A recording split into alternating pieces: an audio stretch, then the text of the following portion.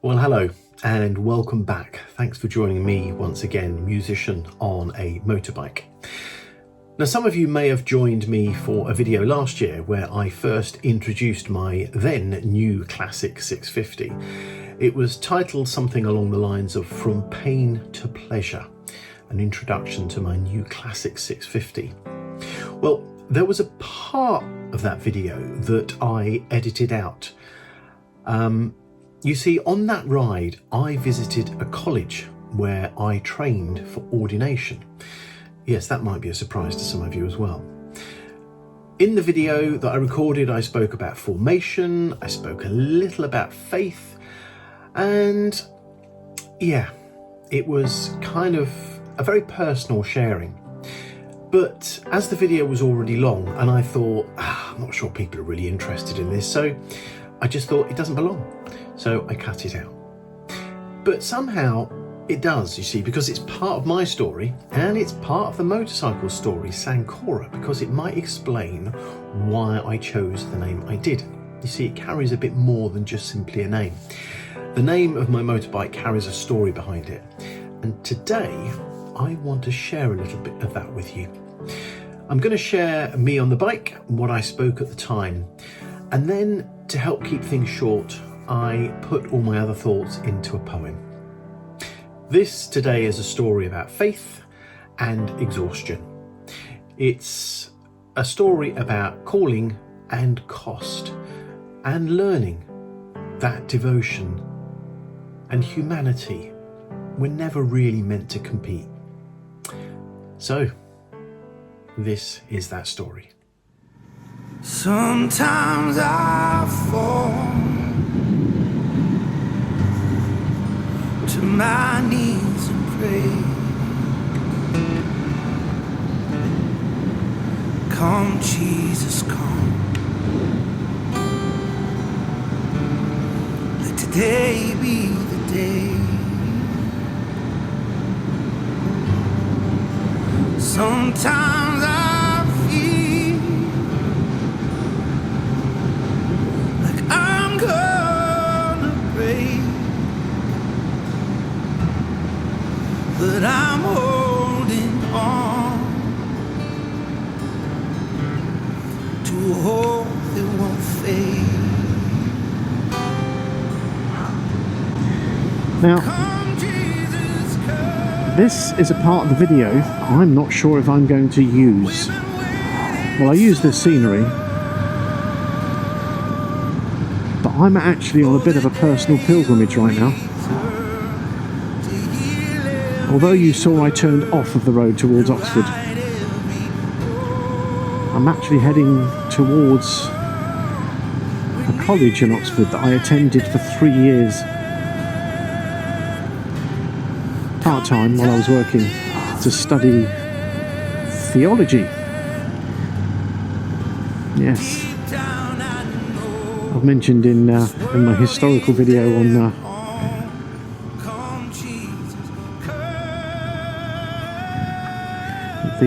amphitheatre in Silchester that I have an interest in theology. Well, it runs a little more than just an interest.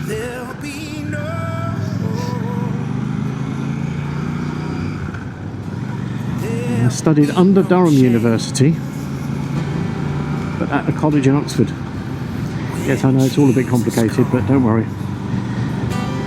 Very privileged season of life.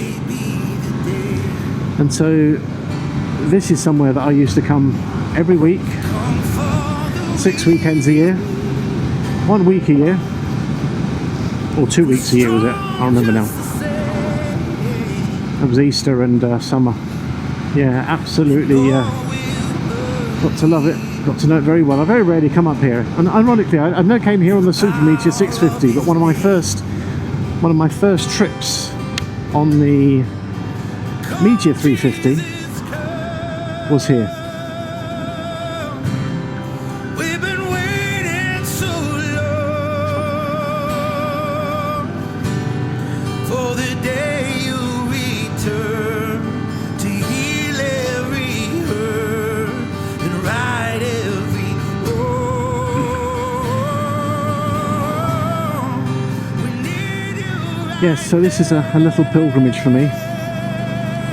The Oxfordshire countryside. I met some wonderful people while I was studying up here. From all across the country. Many of them I've lost contact with. Some of them dubiously, we kind of like message each other every now and again. You know how you do. Big events. We're at that age now where grandchildren are arriving, children getting married, and you know, those are special occasions, and we share in those. Christmas, maybe, we'll catch up. But these are the kind of people that, you know, there's just some that you can probably go months or even years without seeing. You just know that if ever there was a problem, they'd be the people that you could just turn to, as I could be for any of them. Time is right now. There's no need to wait. Oh,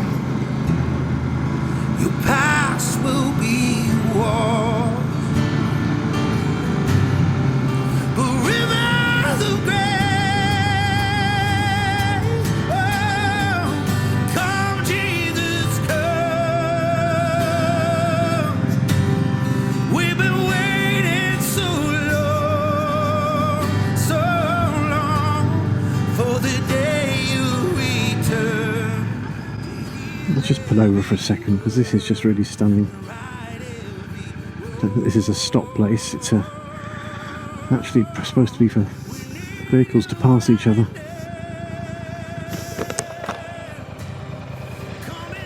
Well, that just looks absolutely beautiful, doesn't it? Deep down I know this world is in home. Come Jesus,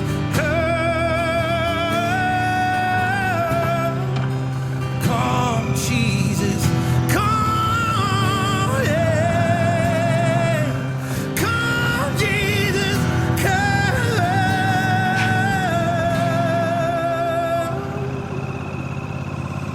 come Jesus, come.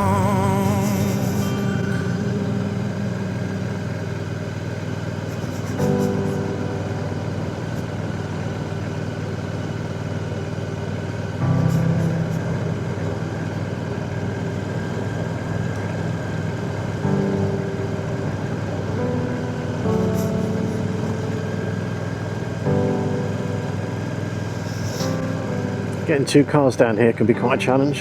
Fortunately, it's a motorbike and a van, so no problem. Yes, came down here many times. Beautiful road.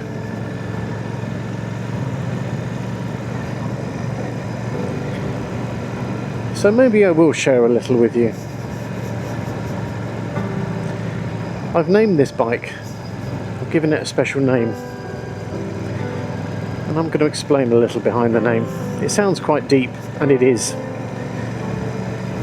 And we'll see if this makes the edit on the video. Talk about some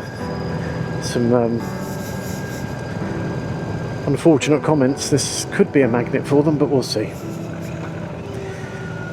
So I've called the bike Sancora. Yes, I think it's a she. I think we always refer to machines as she. So her name is Sancora. Now Sancora, it was a lot of thought, but basically, if you take the Latin, well, let's look at the colour first, because it comes from that. We've got this beautiful red and this beautiful cream, or white. Now when I saw that, I kind of thought to myself, oh, cheese and wine, two of my favourite things. And then I thought, strawberries and cream. Wow, beautiful. Very, very Wimbledon. And then the thing that really struck me more than anything was the body and blood, which in church circles, and I talk about theology, at the centre of any Christian faith however much people might differentiate in their belief, at the core is remembering. Remembrance. Take, eat, this is my body in remembrance of me. Take, drink, this is my blood in remembrance of me. So it's the body and blood. And I did think that when I saw the colour. This wasn't the reason I chose the colour, by the way. There were just many things that spoke to me about the colour. But it was certainly something that I've reflected a lot on since. Now, corpus is Latin for body. And then sanguine is blood.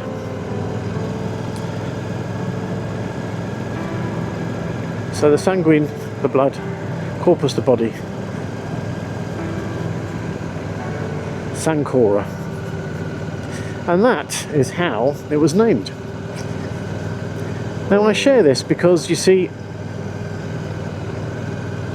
this little journey I'm on now, I mentioned about the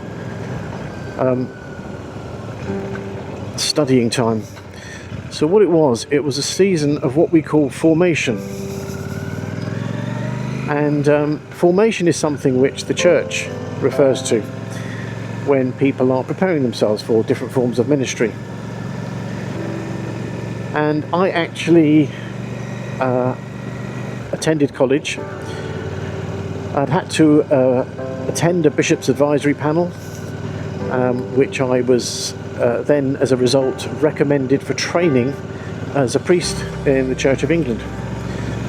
And so I was ordained. Now I did this alongside work. It was kind of a bit of a juxtaposition between, I was working in the very large corporate world, managing multi-million dollars in budget, responsible for people across Europe, Middle East and Africa, whilst reporting into the United States, and was responsible for dealing and managing and developing $1 billion pipeline. And then on the other hand, I was working with people who could barely afford to bury their loved ones. Yes, there is a thing in the UK that many of us are too privileged to even realise. The cost of a basic funeral is about £1,000, and the government at one point were offering money towards it, but they were offering about 800, and there are some people who just don't have the remainder. And it's a very challenging place to be when you're caught between these two worlds. But the two worlds they were, and I could talk more, but I won't, because it's not that video. This is about the bike. But very quickly, I was subsequently ordained. During training, I spent time as a chaplain in a mental health hospital, and that ended up going for about 3 or 4 years, all while working still. So I did that I took a day off a week, half a day off a week. And then I also spent time at RAF Marham with the chaplains there as part of my training. So hugely privileged. And this here is the college I attended. And I often come back here on a kind of a pilgrimage. I don't feel I'm worthy enough to go in anymore because I'm not part of the college. But it's still nice to have a look around.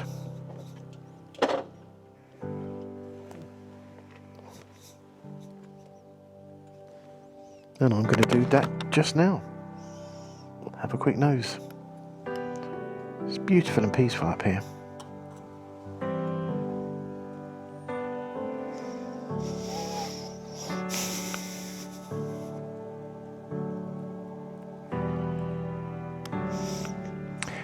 That there, this sort of the arch, the end.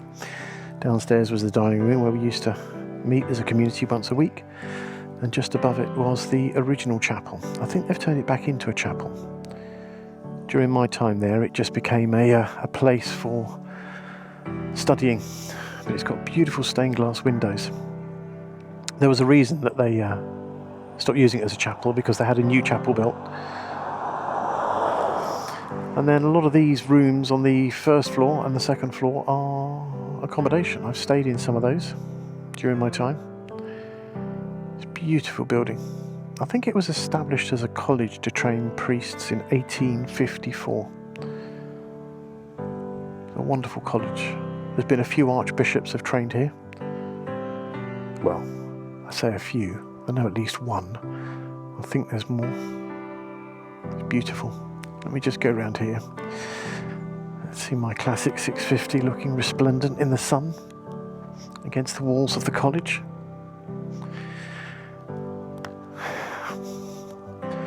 Now that circular building in front of me is the... I just see someone's dropped a glove on the floor. I'll put that up here. It's the new chapel. It was completed just as I started. And although sometimes a modern twist isn't always appreciated, it really is a thing of beauty.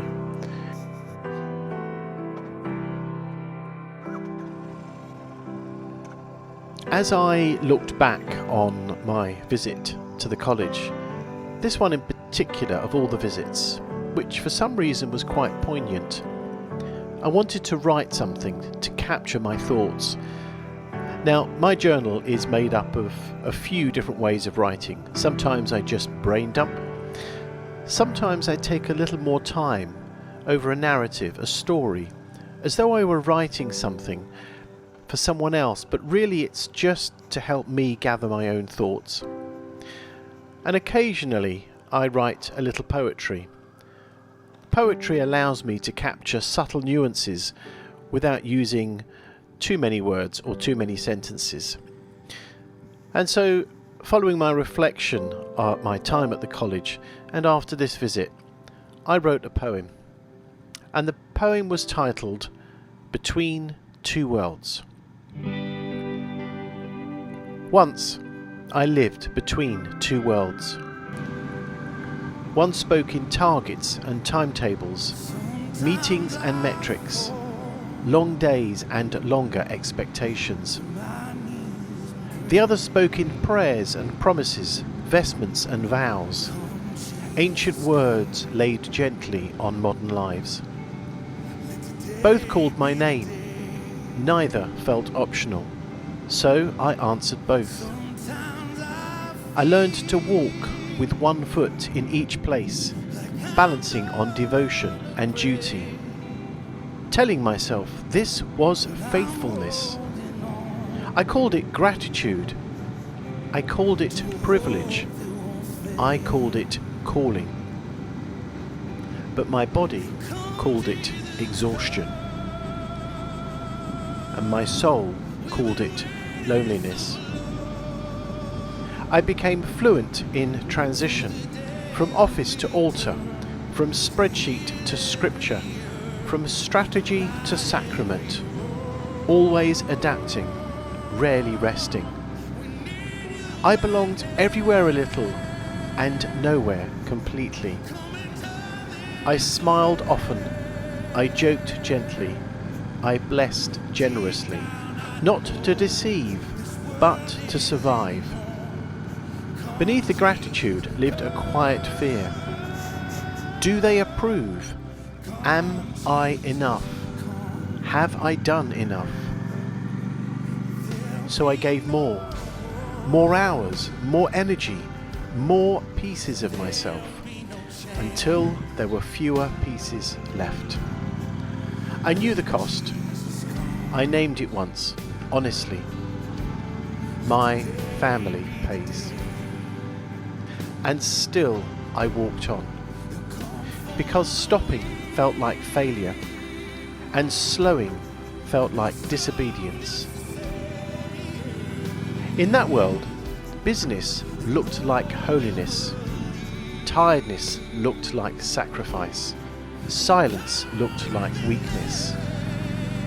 So I learned not to be silent.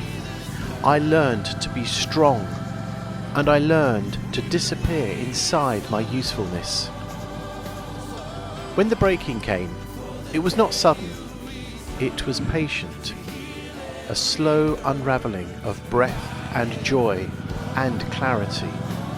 Not punishment, not collapse, a truth finally spoken, by body and soul together. This is too much. Now I stand elsewhere. Not in robes, not in offices, not in roles. I stand in quieter places, in listening, in music, in conversation, in kindness, in honest doubt and gentle faith. The structures fell away, the calling did not. It changed shape, it learned to breathe. I no longer measure faith in hours given, or approval earned, or exhaustion worn as proof. I measure it now in presence, in love without urgency, in service without self-erasure, in work that leaves room for joy, in family held without guilt. If I could speak to the man I was, standing bravely in two worlds, arms full of responsibility, heart full of sincerity, I would say, you were never meant to carry everything. You were never required to vanish for God. You were always allowed to be human. You did not fail. You learned. You did not waste your life. You gave it. And now, at last, you are learning to receive it back. Deep down I know this world isn't home. Come Jesus, come. Come Jesus, come. Come Jesus, come.